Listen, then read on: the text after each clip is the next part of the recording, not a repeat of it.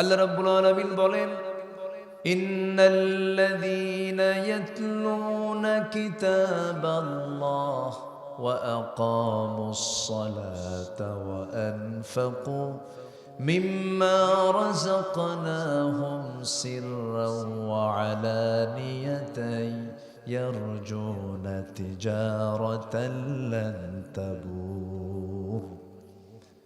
সূরা ফাতির। আল্লাহ রাব্বুল আলামিন বলেন, তিনটা কাজ যারা করবে তাদের কোনো লস নেই। নাম্বার 1 হলো আল্লাহর কালামকে যারা সুন্দর করে তেলাওয়াত করবে, কোরআনকে যারা সুন্দর করে শুধু কেরাআত না, এটাকে বোঝার জন্য তেলাওয়াত করবে। কেরাআত, তেলাওয়াত, দিরাসাত, তাদাব্বুর, অর্থাৎ গবেষণা করবে, অনুশীলন করবে, রিসাইট করবে, আবার বুঝে বুঝে এটাকে পড়বে। আল্লাহ তাআলা বলছেন এই সমস্ত কাজে তাদের কখনো লস হবে না। জোরে বলি সুবহানাল্লাহ। তাহলে আমরা এখানে কিন্তু বসে এখন তেলাওয়াত শুনছি, কেরাত হচ্ছে, তাদাব্বুর হচ্ছে, দিরাসাত হচ্ছে। আমরা কি লসে আছি না লাভে আছি বলেন তো? লাভে আছি। এটা কঠিন সিচুয়েশন। একটু জিকির করি লা ইলাহা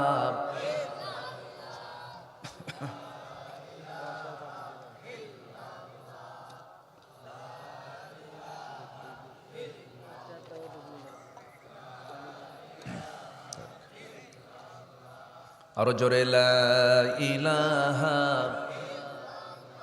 সুবহানাল্লাহ আলহামদুলিল্লাহ লা ইলাহা ইল্লাল্লাহু মুহাম্মাদুর রাসূলুল্লাহ সাল্লাল্লাহু আলাইহি ওয়াসাল্লাম। তাহলে আমরা কোরআন তেলাওয়াত করতে রাজি আছি তো? নামাজে তো তেলাওয়াত হয় না নাকি? নামাজে তেলাওয়াত আছে, কেরাত আছে। কেরাত ছাড়া কি নামাজ হবে? লা সলাতা ইল্লা বিফাতিহাতিল কিতাব। নামাজই তো হবে না আপনি যদি না কোরআন পড়েন। তাহলে কোরআন নামাজেও লাগবে, কোরআন ব্যক্তি জীবনে লাগবে, পরিবারে লাগবে, সমাজে লাগবে। এই তেলাওয়াতটা কমান দরকার না বাড়ানো দরকার? তেলাওয়াতটা যদি বেড়ে যায় তাহলে লস হবে না লাভ হবে? লাভ হবে। অনেকে বলে এই মাহফিলগুলো করে লাভটা কি? তো যাত্রা করে লাভ কি?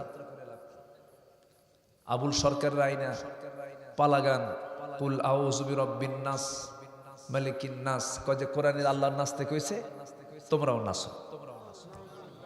ও যে বাউল নাকি, বাউল সম্রাট বলে। বাউলুন মানে তো পেশাব, আরবিতে বাউলুন মানে কি? পেশাব। বাউল বদমাইশ। এগুলো সুষ্ঠু তদন্ত করে চূড়ান্ত শাস্তি নিশ্চিত করা দরকার। যারা রাসূলকে গালি দেবে, যারা কোরআনকে গালি দেবে, যারা ইসলামকে নিয়ে কটূক্তি করবে, ফাকতুলুহু, তাদেরকে হত্যা করো। কার হুকুম? আল্লাহর হুকুম। আমাদেরকে বলে যে মোল্লারা মারিফতের ভাষা বোঝে না। কোরআনের ভাষা বুঝি আর তোদের ভাষা বুঝবো না? না, 2018 সালে আমি একটু জেলখানায় ছিলাম, চুরি করে না। বিগত ফেরেশতারা আমার একটু ঢুকাইছিল। ফেরেশতারা বুঝলেন তো? ফেরেশতা এই জন্য বললাম, ফেরেশতাও চোখে দেখা যায় না, এখন এদেরকে দেখা যাচ্ছে না তো, এরা নাই, এরা সব নিরাকার। সব কি হয়েছে? নিরাকার। ফেরেশতা দেখা যায় না, এদেরকেও দেখা যাচ্ছে না, এই জন্য ফেরেশতা কইছে। আবার যেন মনে করেন না ফেরেশতা। তো আমারে 2018 সালে ধরে নিয়ে চলে গেল। ওসি সাহেব আমাকে রুমে বসায়া আমার দিকে তাকায়া লজ্জায় তাকাচ্ছে। বললাম যে আমাকে ধরলেন কেন ভাইজান? বলে হুজুর বদ্দ দিয়েন না, মাফ করে দেন। তো বললাম যে আপনি মাফ চাচ্ছেন আবার ধরলেন, এটার কারণটা কি? হুজুর খুব চাপ, কি করব, বাচ্চা কাচ্চা আছে, চাকরি বাঁচান তো ফরজ। আমি বললাম ইমান বাঁচান তো নফল। এরপরে যাই হোক মামলা টামলা দিয়া কোর্টে চালান দিল, হ্যান্ডকাফ লাগালো। আমার মনে একটা সাহস আছে, আমি তো আর চুরি করি নাই, ধরে নিয়ে চলে গেল। বিচারক আমার দিকে তাকায় জিব্বায় কামড় মেরে বলে, হুজুর আবার ধরলো কে? মামলার ধারার দিকে তাকায় দেখে যে এই জামিন দিলে তোমার চাকরি থাকবে না। সেখান থেকে জেল হাজতে পাঠায় দিল। জেল হাজতে ঢুকলাম, মূল গেট দিয়ে ঢোকা মাত্রই এক মুরব্বী আমার দিকে তাকায় এত খুশি হয়ে আমাকে সালাম দিয়ে বলে, হুজুর আপনি জেলখানায় ঢুকছেন, খুব খুশি হলাম। তো বললাম, জেলখানায় ঢুকলে কেউ খুশি হয়? তো খুশি হলেন কেন? বলতেছে যে আপনার ওয়াজ শুনতে যাই, কত দূর থেকে ওয়াজ শুনি, এতদিন ওয়াজ শুনেছি, বহুত চেষ্টা করেছি আপনার সঙ্গে একটাবার মুসাফা করতে, এই কিসমতে জোটে না। আল্লাহ কি সুন্দর করে মিলায় দিল, আপনি ঢুকে গেলেন জেলখানায়, কত কাছাকাছি দেখা হলো। দোয়া করি আপনি জেলখানায় থাকেন, বুঝলেন? তো বললাম, চাচা আপনি জেলখানায় কেন? আপনি কোন অকাম করে আসছেন কোন?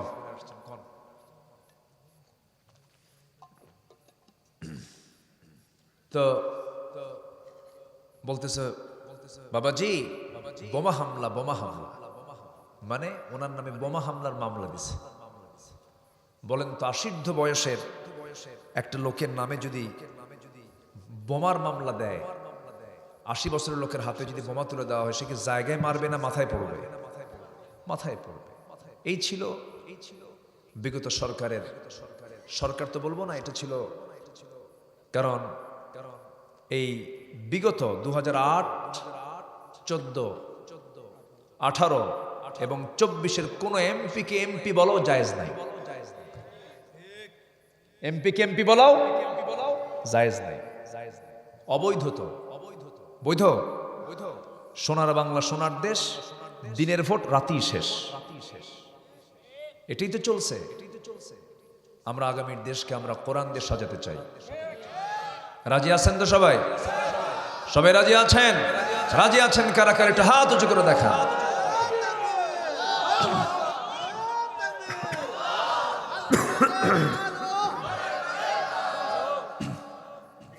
আল্লাহ কবুল করুন, আল্লাহ কবুল করুন।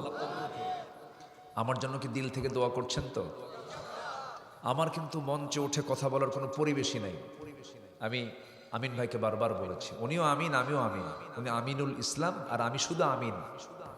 উনি 1 ডিগ্রি বেশি কিন্তু আমার চাইতে, শুধু দাঁড়িয়ে রাখাটা বাদ আছে। দাঁড়িয়ে রাখলে সব ফুলফিল হয়ে যাবে ইনশাআল্লাহ। কি বলেন আপনারা? কি বলেন? আল্লাহ কবুল করুন, জোরে বলি আমিন। খুব ভালো মানুষ, প্রচন্ড ভক্ত। উনি আমার ভক্ত না, উনি কোরআনের ভক্ত। বলি আলহামদুলিল্লাহ। সম্মানিত ভাইয়েরা, এবং শুরুতে এই কথা বলে যাচ্ছি, হয়তো আজকে আমি আমার কাঙ্ক্ষিত মান দিয়ে, আমার পরিপূর্ণ শক্তি দিয়ে আমি কথা হতে বলতে পারবো না। আগামীতে আপনারা যদি আমাকে আমন্ত্রণ করেন, আমি কোনো মাহফিলে কখনো বলি না আমি আসবো, আবার আমি দিল থেকে আবার কথা বলবো এই মাঠে। জোরে বলি ইনশাআল্লাহ।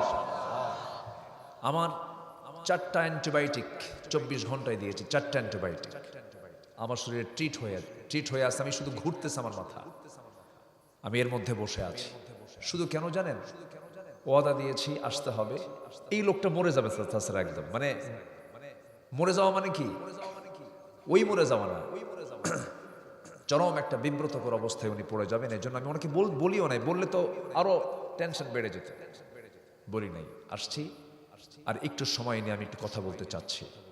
আমার এই ভাঙ্গাচূড়া কথা কষ্ট হচ্ছে না তো আপনাদের? তো ঢুকে আমি এক বুড়ো চাচাকে পেলাম।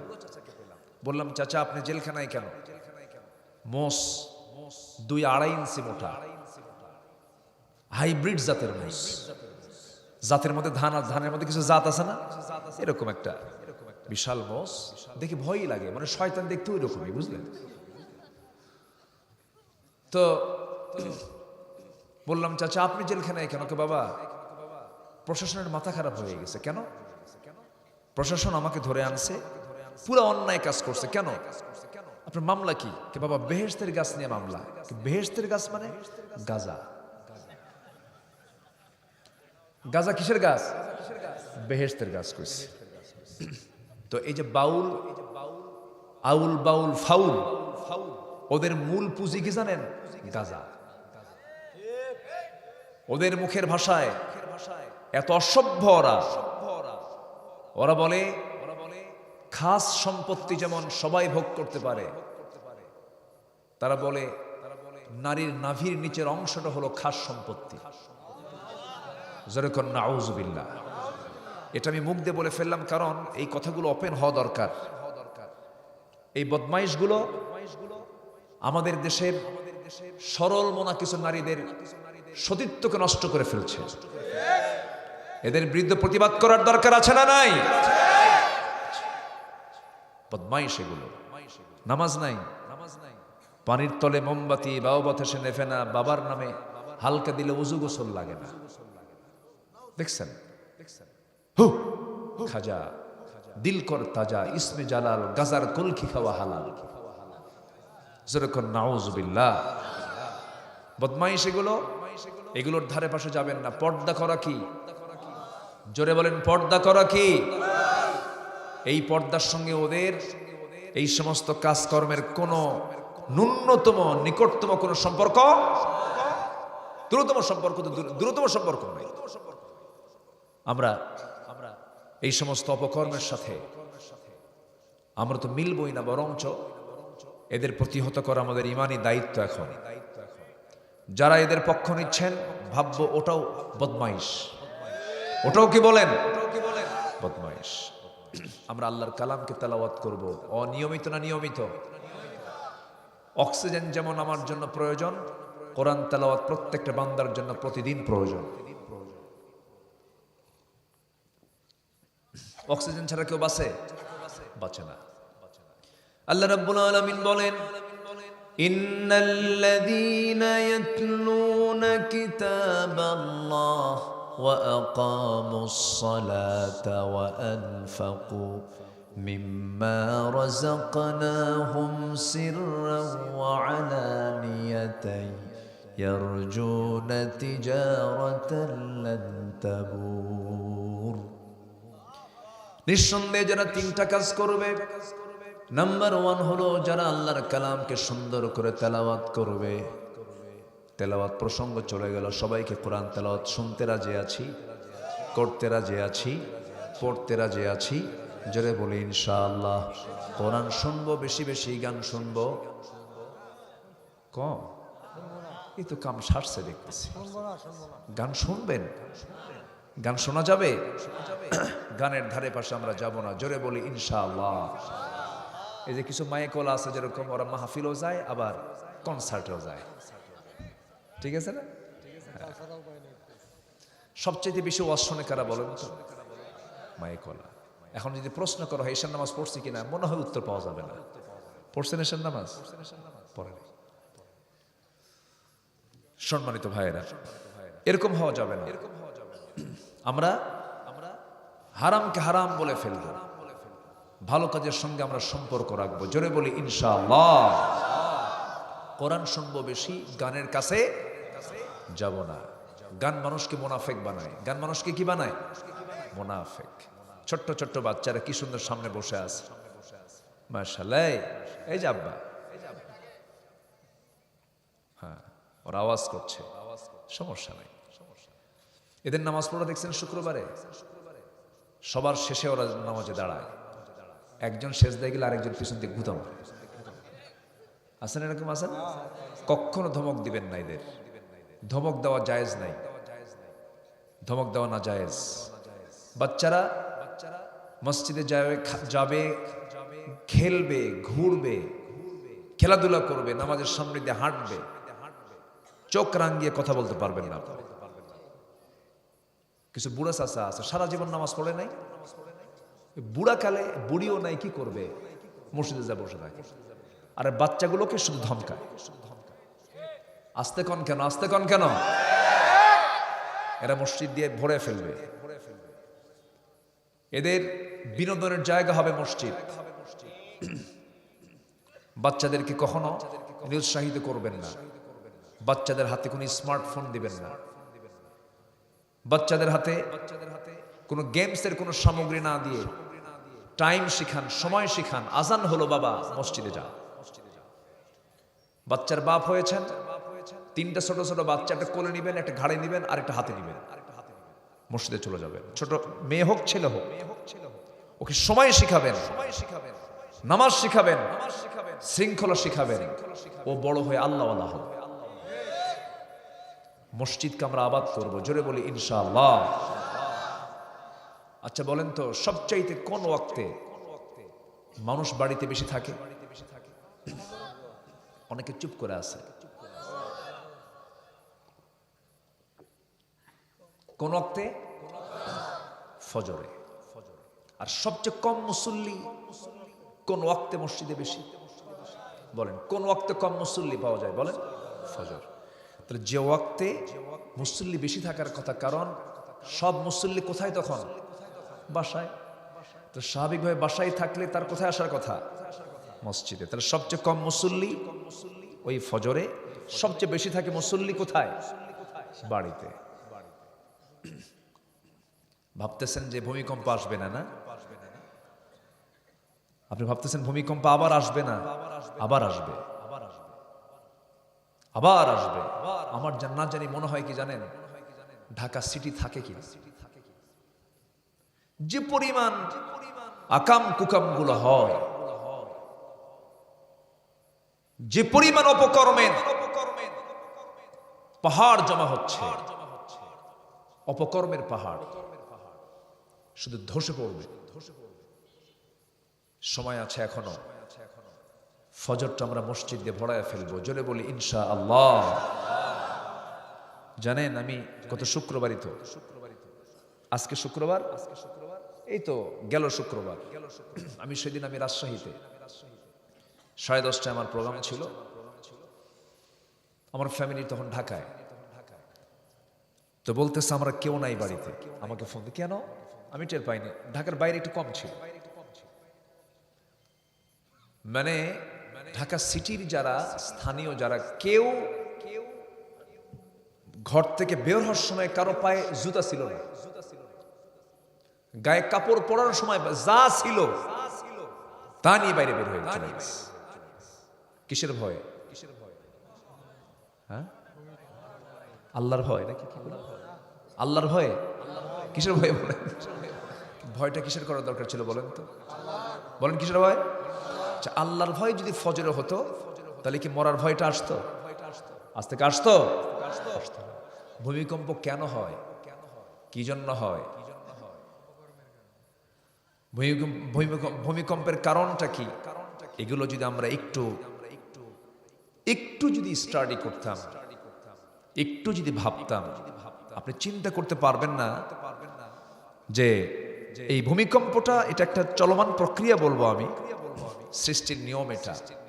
তবে আল্লাহ তাআলা এটাকে কন্ট্রোল করেন। সম্পূর্ণ কন্ট্রোলিং পাওয়ার কার হাতে? আল্লাহর হাতে। আমার এই অভ্যাসটা নাই, মাঝে মাঝে পানি খাই না আমি, কিন্তু পারছি না, আমি তো অকেজো। এই জন্য আজকে আপনি একটু আমাকে একটু মেনে নেন। ভূমিকম্পটা এটা মাঝে মাঝেই হয় না তা না, হয়। চরম উন্নত দেশ জাপান, ভূমিকম্প অনেক শেষ হয়ে গেছে, সুনামি হলো। তারপরে মাঝখান দিয়া তুরস্কে ভূমিকম্প হলো। বিভিন্ন জায়গায় ভূমিকম্প হচ্ছে, চলমান, এটা চলছে। তো আমরা যে জমিনে পা রাখি, এত দাপট দেখিয়ে লাভটা কি আমাদের বলেন? এর নিচে অবিরাম এক রহস্যময় টেকটনিক গতির একটা খেলা চলছে। এই টেকটনিক প্লেটগুলো একে অপরের সাথে যখন সংঘর্ষ করে অথবা সরে গিয়ে জমে থাকা শক্তি হঠাৎ মুক্তি পায়, তখন একটা শক্তিশালী শক ওয়েভ সৃষ্টি করে পুরো জমিনটা কম্পমান, আল্লাহ পাক কম্পমান করে তোলেন। প্লেট নড়াচড়া করে। এটা যদি আল্লাহ তাআলা একটু দীর্ঘমেয়াদী করেন, সেদিন ধরেন 10 থেকে 15 সেকেন্ড হয়েছে, এটা যদি 1 মিনিট হতো তাহলে কি হতো বলেন তো? শুধু একটা ঢেউ ঢেউ দিয়ে চলে গেলেন। যদি এটাকে যদি আল্লাহ পাক একটু বাড়ায়া দিতেন, 100 বছরও বাংলাদেশ এই পর্যায়ে দাঁড়াতে পারত না। তাহলে ক্ষমতা কার? আজকে ক্ষমতা কার? আপনি বিল্ডিং বানালেন, সিকিউরিটি কার হাতে? কার হাতে বলেন? আল্লাহর হাতে। আল্লাহর কাছে বলবেন, আল্লাহ তোমার জমিনে একটা উঁচু দালান করেছি, গার্মেন্টসের লক্ষ লক্ষ শ্রমিকরা কাজ করে, আল্লাহ তুমি হেফাজত করো, তোমার খুশির জন্য ফজরে গিয়ে দাঁড়ালাম, আল্লাহ এই প্লেট সরাবেন না। সুবহানাল্লাহ বলবেন না? আল্লাহর ধৈর্য কম না বেশি? শুধু বেশি না অনেক বেশি? অনেক বেশি। এই জমিনে থাকি আমরা, আর আমরা আল্লাহর বিরুদ্ধে কথা বলি। আমাদের এতটুকু অবাধ্যতার পরেও আল্লাহ পাক আমার নাকের ডিউটি হলো, ইয়া আইয়ুহান নাসু উবুদু রাব্বাকুমুল্লাযী খালাকাকুম ওয়াল্লাযীনা মিন ক্বাবলিকুম লাআল্লাকুম তাত্তাকুন। হে মানব মণ্ডলী, আমি তোমাকে সৃষ্টি করেছি আমার গোলামীর জন্য, আমার ইবাদত করো। আমি তোমাকে সৃষ্টি করেছি এবং তোমার পূর্বের সকল মানুষকে সৃষ্টি করেছি। তোমার দায়িত্ব হলো আমাকে সন্তুষ্ট করা, আর আমার দায়িত্ব হলো তোমাকে জান্নাত বুঝে দেওয়া। জোরে বলেন সুবহানাল্লাহ। সবচেয়ে উত্তম পুরস্কার দাতাকে, তার চাইতে বেশি পুরস্কার কেউ দিতে পারবে আমাকে আপনাকে? কেউ দিতে পারবে না। আমাকে আপনাকে সর্বনিম্ন 10টা পৃথিবীর মতো একটা জান্নাত আমাকে উপহার দিবেন। জান্নাত মনে ছোট হয়ে গেছে, একটু জোরে বলেন না ভাই সুবহানাল্লাহ। শফিপুরের রতনপুরের মোড়ে যদি 10 কাঠা জায়গা থাকে, বিশাল কিছু। চৌরাস্তার মোড়ে যদি একটা প্লট থাকে, বিশাল কিছু। আর আল্লাহ বলছেন, তোকে সর্বনিম্ন একটা জান্নাত দেব, যে জান্নাতের প্রশস্ততা হবে 10টা পৃথিবীর মতো একটা জান্নাত। জান্নাত নিবেন না সবাই? সবাইকে নিতে রাজি আছেন?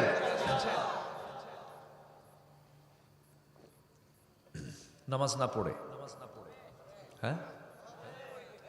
আচ্ছা, আমার দেশে নামাজি বেশি না ইমানদার বেশি বলেন? নামাজি বেশি। ফজরে তো মুসল্লি নাই। আমি আজকে না, আমি আপনাদের সাথে গল্প করছি, একটু মানে খুব খোলামেলা কথা বলছি, মনে রাগ করতেছেন আপনারা? আজকে আমার আলোচনার ধরনটা একটু অন্য ধরনের। একটু বলেন তো, আমার দেশে নামাজি বেশি না ইমানদার বেশি? বলেন। ইমানদার বেশি, হ্যাঁ, এটা রাইট। অনেকে বলে না, হুজুর নামাজ তো নাই, কি হয়েছে? ইমান তো আছে না? ইমান ঠিক আছে, ঠিক আছে। ইমান কি আছে? ঠিক আছে, বেঠিক নাই। নামাজ না ঠিক থাকতে পারে, ইমান ঠিক আছে। আছে বলার? এরকম লোক বলার আছে নাকি? বলেন তো। আচ্ছা, নামাজ নাই অথচ তার ইমান ঠিক আছে। আমরা নামাজটা পড়বো নিয়মিত, জোরে বলি ইনশাআল্লাহ। নামাজি মাত্র 5%। আমার দেশে প্রতি 100 জনে 5 জন নামাজ পড়ে। প্রতি 100 জনে কতজন? 5 জন। যে নামাজ নষ্ট করে তাকে দিয়ে তো কোনো আশাই করা যায় না কিছু। আমার দেশের মানুষের ঈমান এত দুর্বল, একটা বিড়ির প্যাকেট পাইলে পরে ঈমান বেচে শেষ করে দেয়। আছে কিনা বলেন? ঈমানদারকে যারা ওয়াদা ঠিক থাকে, ঈমানদারকে যারা আমানতদারিতে ঠিক থাকে। আপনি কি জানেন, আপনি একজন চোরকে সমর্থন দিলেন, সেই চোর চুরি করলে সেই চোরের চুরির গুনার কিছু অংশ আপনার আমলনামে যাবে না? যাবে। তাহলে একটা আমানত আপনি তার হাতে দিলেন, কিন্তু সে চোর, সেই অপকর্মের একটা অংশ আপনার আমলনামায় যাবে। আর সে যদি ভালো কিছু করে, তার কিছু অংশ আমলনামা আপনার আমলনামায় চলে যাবে। জোরে বলি সুবহানাল্লাহ। আমরা 54 বছর বহু ভুল করেছি, চোর ডাকাতদেরকে আমরা সমর্থন দিছি, এমন সমর্থন দিছি, সমর্থনের ঠেলায় আপনার যা ছিল সব সহ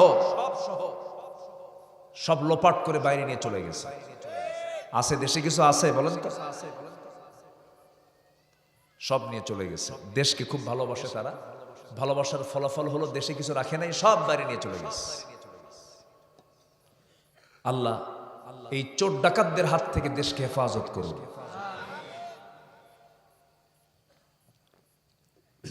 আমার কথা রাগ করতেছেন কিনা জানি না, কথা তো কিছু বলতে হয়, না বললে কেমন হয় বলেন? আমাদের দায়িত্ব আছে তো, একটু কথা তো বলতেই হবে। সম্মানিত ভাইয়েরা, আমরা কোরআনকে দিয়ে সবকিছু আমরা দেখতে চাই। আমরা কিচ্ছু বুঝি না, আমরা দল বুঝি না, আমরা কোনো ব্যক্তি বুঝি না। আমাদের রব আল্লাহ, আমাদের নেতা রাসূল, আমাদের সংবিধান কোরআন। কোরআন দিয়ে যারা দেশ চালাবে আমরা তাদের পক্ষে কথা বলবো ইনশাআল্লাহ। রাজি আছেন কারা কারা? হাত উঁচু করে দেখেন মুসলমান।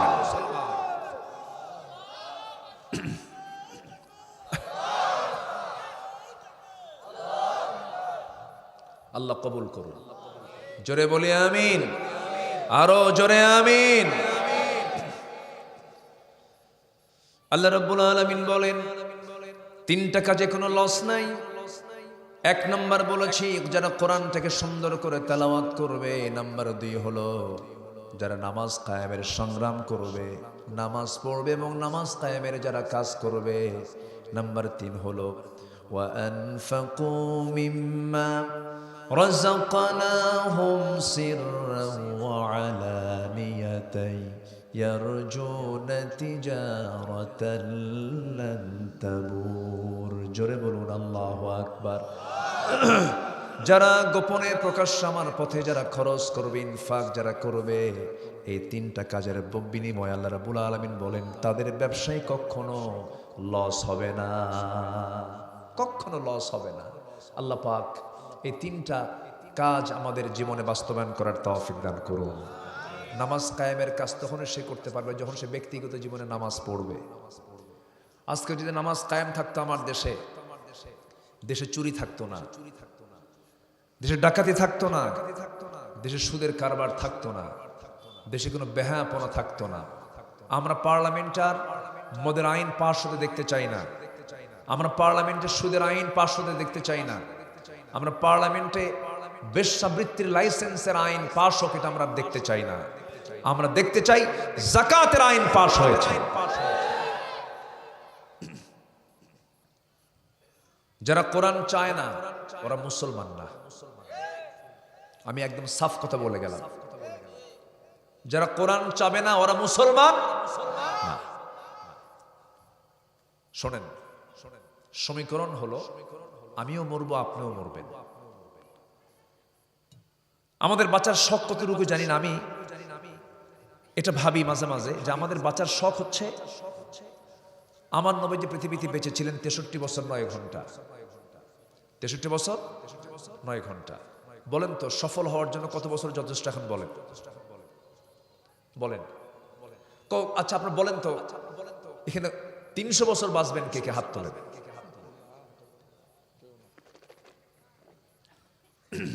হাত তুলছে নাকি কেউ? দেখেন একজনের হায়াত অনেক বেশি ছিল, ফেরাউন, নাম শুনছেন তো? 1600 বছর। বলেন কত বছর? বলেন 1600 বছর হায়াত পেয়েছিল। লাভ হয়েছে কিছু? জান্নাতি না জাহান্নামী? বলেন জান্নাতি না জাহান্নামী? জাহান্নামী। আমার নবীর হায়াত ছিল মাত্র 63 বছর 9 ঘন্টা। বিফল না সফল? শুধু সফল না মহা সফল? মহা সফল। সাদ বিন মুআজ রাদিয়াল্লাহু তাআলা আনহু বেঁচে ছিলেন 35 বছর। কয় বছর? 35। ইসলাম পেয়েছেন 5 বছর। কয় বছর? তাহলে কত বছর ইসলাম কবুল করছেন? 30-এ। বলেন কত? 30। পাইছেন কত বছর? 5 বছর।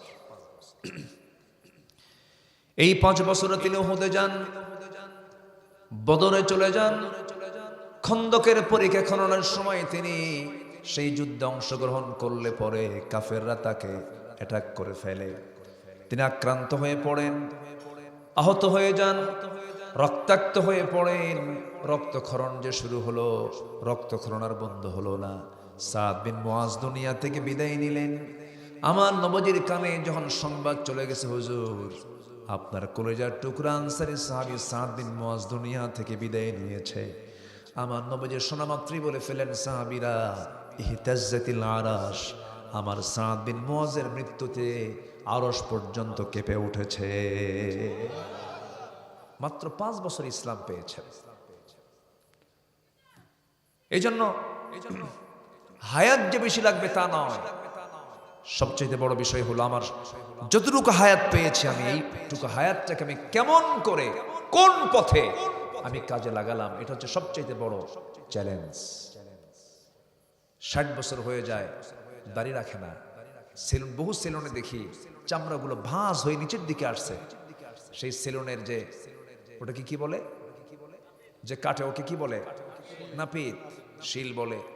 করে কি চামড়াটা টেনে টেনে গুতায়া গুতায়া, হ্যাঁ কি করে? ক্লিন করে না। চামড়া তো ভাঁজ হয়ে গেছে, সহজে তো কাটে না, আবার টেনে টেনে সে দাড়িগুলো কাটে। যখন বলা হয় চাচা দাড়ি রাখবেন কোন দিন, বাবা বয়স তো হলো না, আছে কিনা বলেন তো? কিছু শয়তান থাকে, মানে বুড়া হলেও শয়তানে যায় না।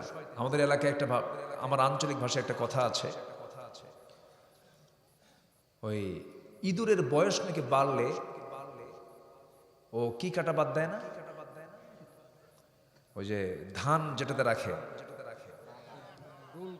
ডোল ডোল, হ্যাঁ হ্যাঁ হ্যাঁ, বেরি, মানে ইঁদুর বুড়া হলেও ডোল কাটা বাদ দেয় না, একটা কথা আছে। ইসলামের ক্ষতি করার জন্য কিছু পাক্কা কিছু বুড়া দুশ্মন আছে আমার দেশে, আছে না নাই? আচ্ছা, কিছু এখন ভারতে আছে ওরা। আল্লামা সাঈদীর একটা কথা প্রায় আমার মনে হয়, আপনারা কি ভাবেন জানি না, আমার কাছে মনে হয় কি জানেন, এই জাতির জন্য আল্লামা সাঈদী ছিলেন একটা বড় রহমত। মনে হয় কি আপনাদের? কত বড় যে একটা নিয়ামত তিনি ছিলেন। উনি আজ থেকে 25 বছর আগে আমার নিজের কানে শোনা, মেবি এটা পল্টন হবে, উনি বলেছিলেন গাছের গোড়ায় নাড়া দেব, মামু বাড়ি দিল্লি গিয়ে পড়বা। পড়ে নাই? 25 বছর আগের তার কথা। আর সেটা হলো 1.5-2 বছর আগে এই ঘটনা ঘটলো। আমি মিলাতে পারছিলাম না, জানেন কত কত সিটি ছিল, দিল্লি ছাড়া পাশে রাজস্থান, হায়দ্রাবাদ, কলকাতা, আসাম, গুয়াহাটি, ত্রিপুরার আগরতলা, কত জায়গা ছিল ভারতের। আমার দেশের চাইতে 22 গুণ বড় ভারত। তারপরে নেপাল ছিল, ভুটান ছিল, শ্রীলঙ্কা ছিল, বোনের বাড়ি লন্ডন ছিল, বিয়েই বাড়ি আমেরিকা ছিল, কোথাও পড়ে নাই। সোজা গিয়ে পড়ছেন মামু বাড়ি দিল্লি পড়েছে। সম্মানিত, বুঝতে হবে বিষয়গুলো।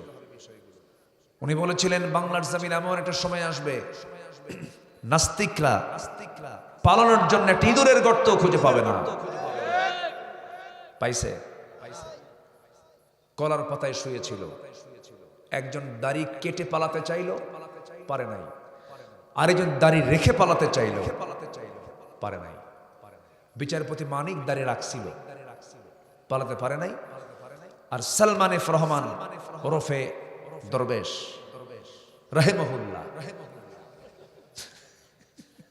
এটা দাড়ি কাটছিল। আর আমাদেরকে বলে আমরা নাকি ধর্মের নামে ব্যবসা করি।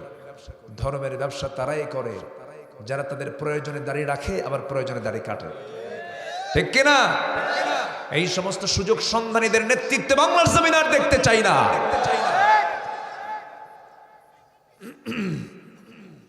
আমরা কোরআন দিয়ে সমাজ সাজাতে চাই, জোরে বলি ইনশাআল্লাহ। জিকির করি লা ইলাহা,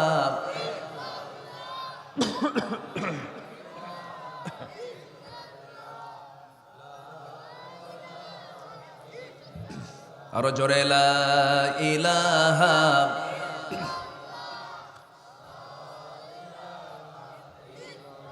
আরো জোরে লা ইলাহা,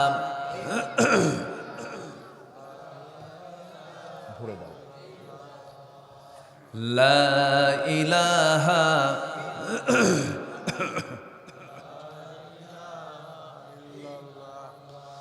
লা ইলাহা ইল্লাল্লাহু মুহাম্মাদুর রাসূলুল্লাহ সাল্লাল্লাহু আলাইহি ওয়াসাল্লাম।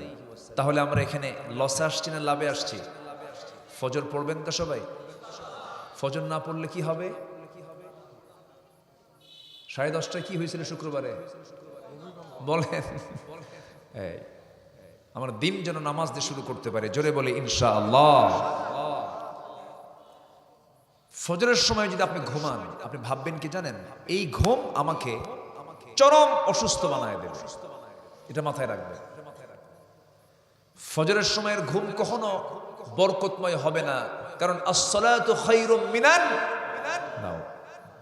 ওই ঘুম কখনো বরকতময় হবে না। ওটা আপনার ডায়াবেটিসে নিয়ে যাবে, আপনাকে রোগে নিয়ে যাবে, আপনাকে শোকে নিয়ে যাবে। আমরা ফজর যখন আজান যখন হবে, শয়তান সেই সময় 3টা গিট মারে। কয়টা গিট মারে বলেন তো? গিট মারে। গিট মারা বোঝেন তো নাকি?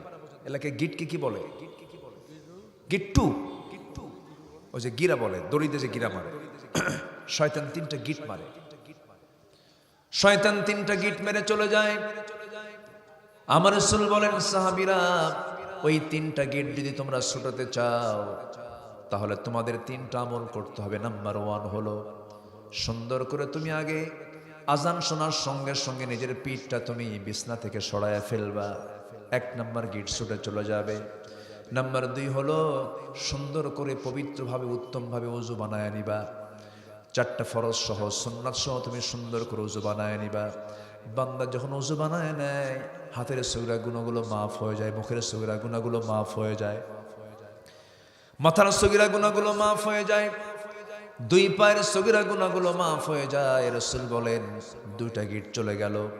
বান্দা তুমি যখন ফজর নামাজ পড়ার জন্য যখন বাড়ি থেকে বের হয়ে যাবা, নামাজে যখন দাঁড়াবে, নামাজ শেষ হওয়ার সঙ্গে সঙ্গেই 3টা গিট ছুটে চলে যায়। 24 ঘন্টা শয়তান তোমার কাছে আর আসার সাহস পাবে না। জোরে বলে সুবহানাল্লাহ। তাহলে আজকের থেকে একটা ওয়াদা হয়ে গেল।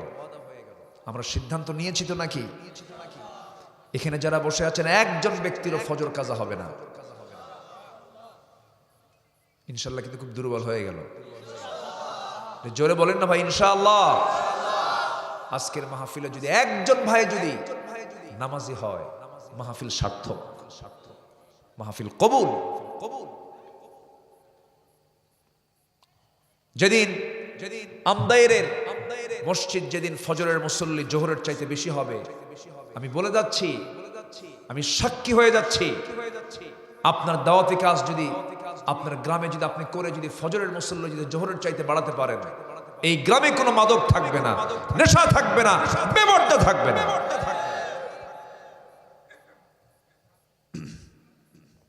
উদ্যোগ কি নেওয়া যায় না? খুব দুর্বল হলো ইনশাআল্লাহ। উদ্যোগ কি নেওয়া যায়? মাহফিলের যেমন উদ্যোগ নিয়েছেন, আমি আমিনুল ভাইকে বলে যাব, আমদাইর আমি আমিন ভাইকে মাঝে মাঝে ফোন দেবো ইনশাআল্লাহ। ভাই আমাকে মনে করে দিবেন, টিম করবেন, 10 সদস্য বিশিষ্ট একটা ফজর নামাজ বাস্তবায়ন কমিটির টিম করবেন। টিম করে কোন কোন ঘরে প্রাপ্তবয়স্ক লোক আছে, নামাজ তার জন্য ফরজ। রাসূল বলেছেন, যার নামাজ ফরজ মসজিদ আসে না, আমার মনে হয় ওই বাড়ি থেকে আমি রাসূল নিজে আগুন ধরায়। কত মারাত্মক কথা না? আগুন ধরায় দিতাম যদি বাড়িতে শিশু আর নারী না থাকতো। তাহলে কি আমরা সামাজিকভাবে ছোটখাটো অপরাধী, অনেক বড় অপরাধী বলেন তো? অনেক বড় অপরাধী।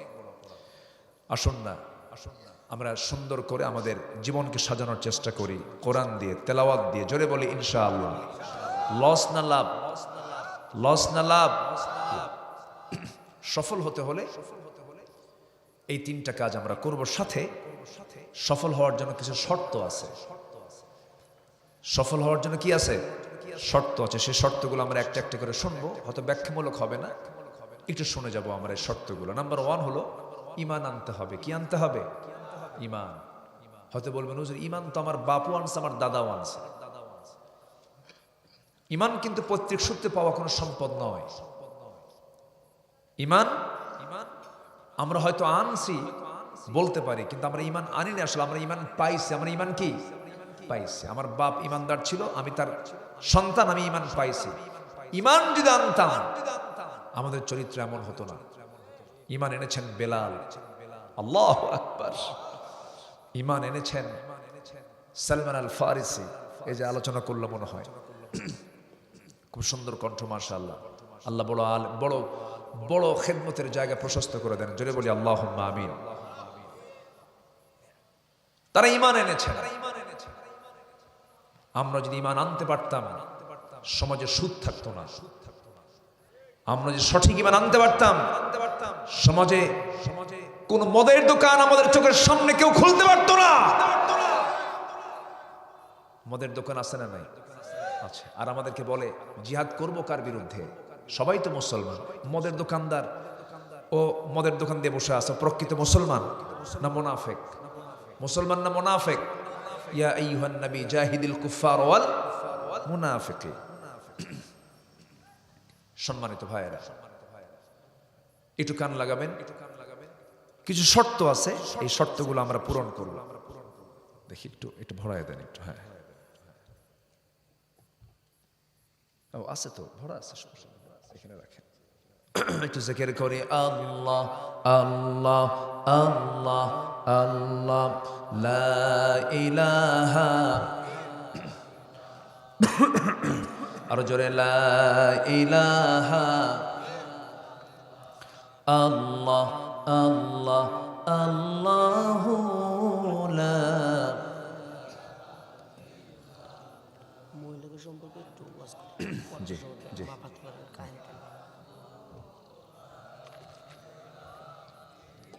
আরো জোরে আল্লাহ আল্লাহ আল্লাহু লা।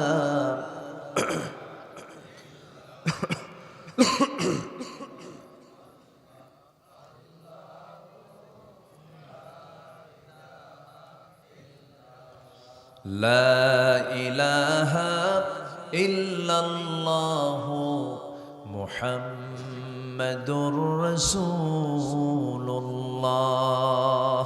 সাল্লাল্লাহু আলাইহি ওয়াসাল্লাম। এই মাহফিল কি এই বছরই শুরু হলো না আগেও হয়েছে? কম হয়েছে, প্রতি বছরই হয়। কততম এটা লেখা হয়নি এখানে। সামনের পোস্টার এটা লিখে ফেলবেন, তার একটা ঐতিহ্য থাকবে যে এত বছর যাবত এই মাহফিলটা চলছে। আল্লাহ তুমি মাহফিলকে কিয়ামত পর্যন্ত কবুল করে নাও। জোরে বলি আমিন। সফল হওয়ার জন্য 1 নম্বর শর্ত হলো আমরা ঈমান আনবো। কি আনবো বলেন তো? অনেক লোকের নামই আছে ঈমান আলী। কি নাম? ঈমান আলী, কিন্তু নামাজ পড়ে না। নাম হলো রমজান আলী। রমজান মাসে দুপুর বেলা ভাত খায়, আছে না? নাম হলো আতর আলী, গোটা গায়ে গাজার গন্ধ, আছে না এরকম? বাউল সম্রাট আবুল সরকার, বদমাইশ এগুলো। এই গানগুলো এরা সংসদেও গাইছে 16 বছর। ওই আবুল সরকার সাগরিদ একটা আছে ভ্রষ্টা নারী মুমতাজ, ঠিক কিনা? সব একই লাইনের লোক তো। এদের স্বামী লাগে না, এদের বউ লাগে না, এদের সবাই স্বামী, এদের সবাই বউ। নোংরামি তো। আড়ালে সম্পূর্ণ জেনার একটা মহড়া চলে ওদের মাঝে। আল্লাহ তুমি এই সমস্ত অপকর্ম থেকে জাতিকে হেফাজত করো। জোরে বলি আল্লাহুম্মা আমিন। নাম হলো বাদশা মিয়া, ভিক্ষা করে, আছে না এরকম নাম? নাম খোকা মিয়া, বয়স 80 বছর। নাম দিয়ে তো কাজ হবে না। নাম দরকার না কাম দরকার? নাম দরকার না আমল দরকার? আমল দরকার। আমলহীন ঈমানের কোনো মূল্য নাই। এই জন্য সফল হওয়ার জন্য 1 নম্বর কাজ হলো ইন্নাল্লাযীনা আমানু ওয়া আমিলুস সালিহাত লাহুম জান্নাতুন তাজরি মিন তাহতিহাল আনহার যালিকাল ফাওজুল কাবীর। জোরে বলুন আল্লাহু আকবার। ঈমান যারা আনবে, নেক আমল যারা করবে, তাদের জন্য আমি আল্লাহ রাব্বুল আলামিন এমন জান্নাত রেখে দিয়েছি যার নিচ দিয়ে 4টা নহর প্রবাহিত।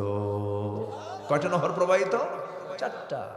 দুধের নহর, মধুর নহর, পানির নহর, শরাবের নহর। এই 4টাই কিন্তু দুনিয়াতে আছে। দুধও আছে, পানি আছে, মধু আছে, আবার পচা মদ আছে। পচা মদ যা খাইয়া লিভার পচে শেষ হয়, মাতাল হয়ে যায়। কি মদ খেলে তাল না মাতাল? মদ খায়া রাত 3টার দিকে দরজার কাছে এসে ডাকতেছে বউরে। বউ এখন ভয়ে দরজা খুলে না, যেহেতু খাইছে মনে হয় ডাবল, দরজা খুললি তো মায়ের খাবো। বড় ছেলেকে ডাক দে, বলে বাজান সাথে চল, তোর আব্বা আসছে মনে হয়, দরজা খুলতে হবে। বড় ছেলেকে সাথে নিয়ে দরজার কাছে গেছে। দরজা খোলা মাত্র লাল টকটকা চোখ, দুনিয়ার মদ দেখেন, দুনিয়ার শরাব, লাল টকটকা চোখ নিয়ে বউয়ের দিকে তাকায় বলে, আম্মা আসসালামু আলাইকুম।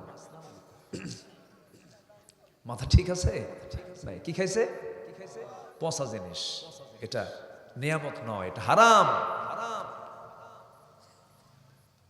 বউ এখন কয়, তোমার কি একটু হুঁশ হলো না? পাশে একটা যুবক ছেলে দাঁড়ানো, তার সামনে তুমি আমার আম্মা বলে ডাকো। ছেলের দিকে তাকায় বলে, দুলাভাই আসসালামু আলাইকুম। আল্লাহ পাক এই জন্য মদকে হারাম করেছেন। যতদিন পর্যন্ত মদ নিষিদ্ধ না হবে, জেনা বন্ধ হবে না। জেনা তখনই বন্ধ হবে যখন মদ নিষিদ্ধ হবে। মদের সাথে জেনার সম্পর্ক, জেনার সাথে খুনের সম্পর্ক, কানেক্টিং। একটার সঙ্গে আরেকটার কানেক্টিং আছে, সম্পর্ক। এই জন্য আল্লাহ পাক এগুলোকে হারাম করেছেন। কিন্তু জান্নাতের যে শরাব, জান্নাতের যে পানি, এই পানি নয়। জান্নাতের যে মধু, এই মধু নয়। জান্নাতের যে দুধ, এই দুধ নয়। দুনিয়ার দুধ খেয়ে ছোট বড় হয়, বড় বুড়া হয়, বুড়া আরো বুড়া হয়। জান্নাতের যে 4টা প্রস্রবণ, মধু, পানি, দুধ এবং সাথে হলো শরাব, জুস, এগুলো পান করলে কোনোদিন ওই বান্দার বুড়া হবে না। কি চাচা খুশি হয়েছেন? খুশি হয়েছেন তো? জান্নাতের ওই নিয়ামতগুলো খেলে কোনোদিন কি হবে না? বুড়া হবে না। এই যে বুড়া হয়ে গেছেন অনেকে, খালি মনে হয় লাইতা শাবাব ইয়াউদ, হায়রে আমার যৌবন যদি ফিরে আসতো। কোমর নড়ে না, সেই উত্তেজনা, সেই স্পিরিট, সেই চেতনা আর কাজ করে না, সেই সাহস আর থাকে না, বয়স হয়ে গেছে। কিন্তু জান্নাত যখন একবার ঢুকবো আমরা, কোনোদিন বুড়া হব না আমরা। যেরকম সুবহানাল্লাহ। সবাই কি সেই জান্নাত পেতে রাজি আছেন? সবাই কি সেই জান্নাত পেতে চান? সেই জান্নাত পাওয়ার জন্য একটু মেহনত করতে হবে, পরিশ্রম করতে হবে। আমরা মজবুত ঈমান আনবো। জোরে বলি ইনশাআল্লাহ। ঈমান এনেছেন সাহাবীরা, কি ঈমান আনছেন, জীবন দিয়েছেন, বাতিলের সঙ্গে আপোষ করেননি, জীবন দিয়ে দিয়েছেন। আল্লাহু আকবার। এক সাহাবীর কথা মনে হলো, বলি। আর একটু কথা বলে আমি শেষ করব। প্রচন্ড কুয়াশা, আমাদের গায়ে টপ টপ করে পড়ছে। আমার এদিক দিয়ে ভিজে গেছে, ভিজে শেষ হয়ে গেছে, শুধু পানি পড়তেছে। একে তো ঠান্ডা, আমার ভিতরে পানি পড়ছে। একটু বসেন। এক সাহাবী, তার বাড়িটা হলো মক্কা এবং মদিনার ঠিক মাঝখান বরাবর। সবাই কি মদিনায় যাওয়ার ইচ্ছা হয়? সবাই যাবেন? সবাই যাবেন না ইনশাআল্লাহ? আচ্ছা, খুব সহজ যাওয়া, এখন আর কঠিন না। আগে 13 দিন 14 দিন মাস খানেক লাগতো, প্রচুর সময় লাগতো। এখন তা লাগে না। এখন শফিপুর থেকে ঢাকা উত্তরা যদি যে সময় লাগে, তার চেয়েও কম সময় লাগে মাঝে মাঝে। এরকম রেকর্ড আমি দেখেছি। মানে বাইপাইলের জামে একবার পড়ছিলাম আমি, ওই ভিতর দিয়ে আব্দুল্লাহপুর দিয়ে ভিতরে আমার চন্দ্রামোড়ে আসতে সময় লাগছিল মাত্র 19 ঘন্টা। আর 5 ঘন্টায় যাওয়া যায় হলো মক্কা মদিনা। আলহামদুলিল্লাহ। যাওয়া কঠিন কিছু না, সিদ্ধান্ত নেন। এক ভরি সোনার দাম এখন 2 লক্ষ টাকা, আর নবীর সোনার মদিনায় যাওয়া আসা করতে লাগে 1,30,000 থেকে 40,000 টাকা। একটু নিয়ত করব, হয়ে যাবে। রিক্সাওয়ালারাও যায়। যশোরের এক রিক্সাওয়ালাকে আমি পেলাম, আমার দেখে জড়ায় ধরছে। জড়ায় ধরে বলে, হুজুর আপনি আসছেন, আমি খুব আপনার ভক্ত। আপনি কি করেন? রিক্সা চালান। আপনি আসলেন কেমনে? টাকা জমায় জমায় দিনে দিনে, এরপর আমি এক জায়গায় করে আমি হজে চলে আসছি। আলহামদুলিল্লাহ বলবেন না?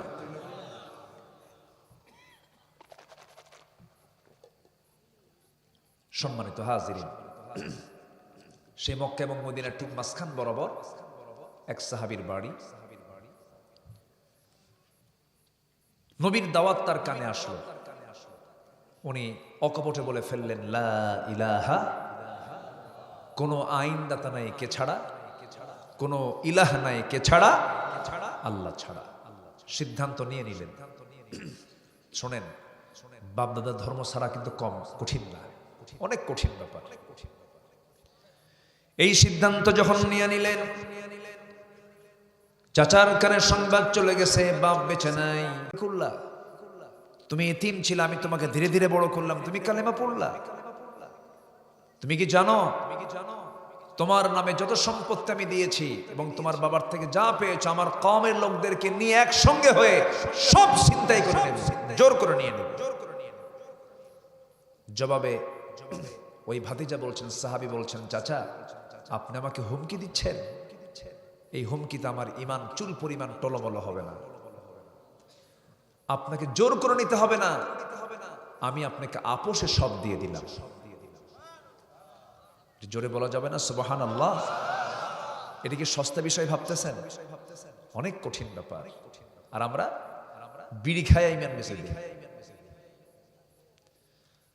জান্নাত পেতে হলে ত্যাগ স্বীকার করতে হবে।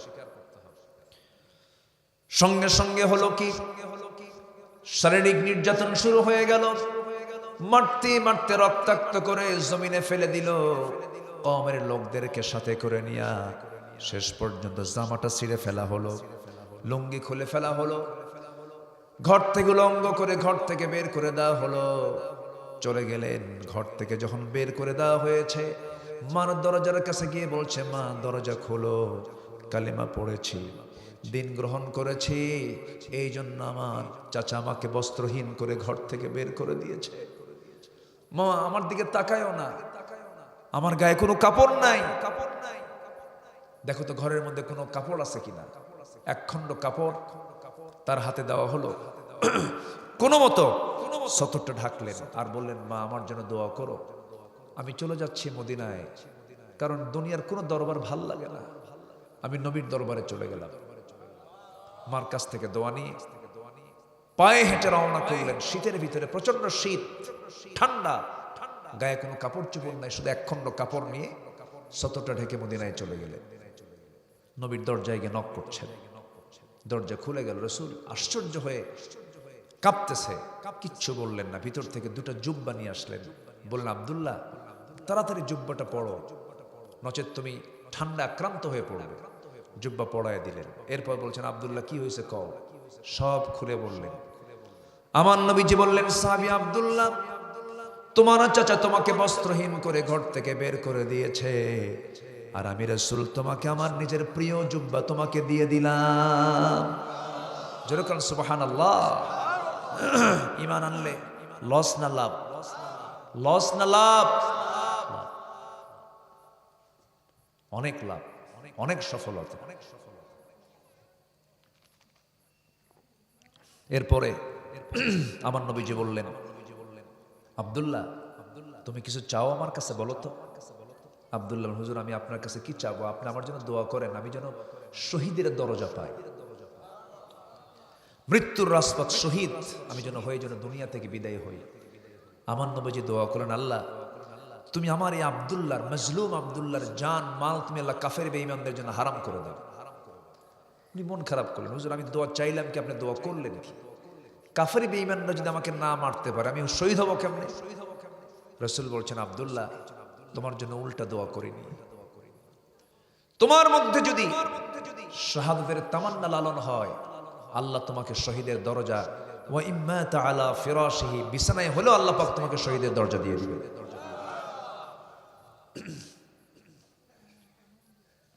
বহুদিন পর আমার নবীজি যুদ্ধে নামলেন।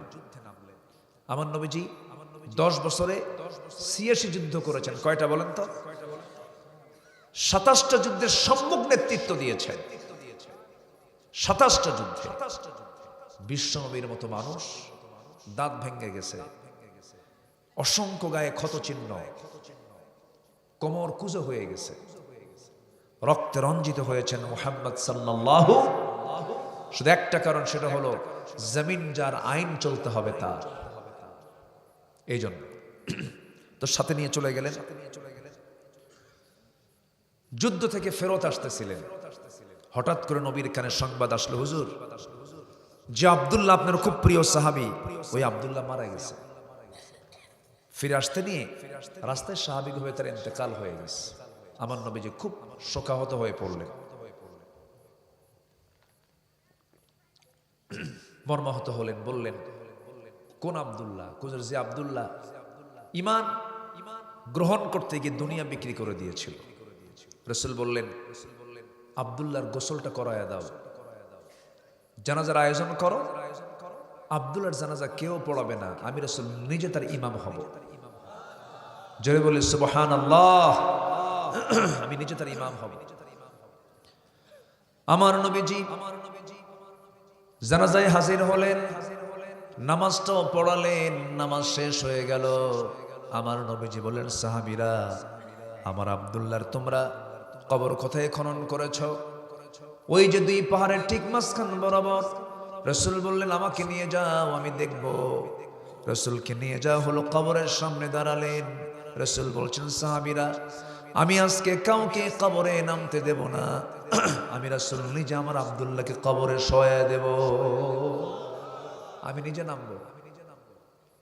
রাসূল নিজে নামলেন, হাতটা আগায় দিলেন এবং বলছেন, আবু বকর আমার ডানে নামো, ওমর আমার বামে নামো। 2জন সাহাবীকে নিয়ে রাসূল ওই আব্দুল্লাহর কবরে নামলেন, হাতটা আগায় দিলেন। লাশটা হাতে আসলো, বললেন, আবু বকর মাথা ধরো, ওমর পা ধরো। 3 জন মিলে কবরে শোয়া দিয়া আমার নবীজি বুকের উপরে হাত রেখে বলছেন, আকাশের মালিক আল্লাহ, এই মুহূর্ত পর্যন্ত আমি আব্দুল্লাহর উপরে সন্তুষ্ট আছি, তুমি আব্দুল্লাহকে মাফ করে দাও।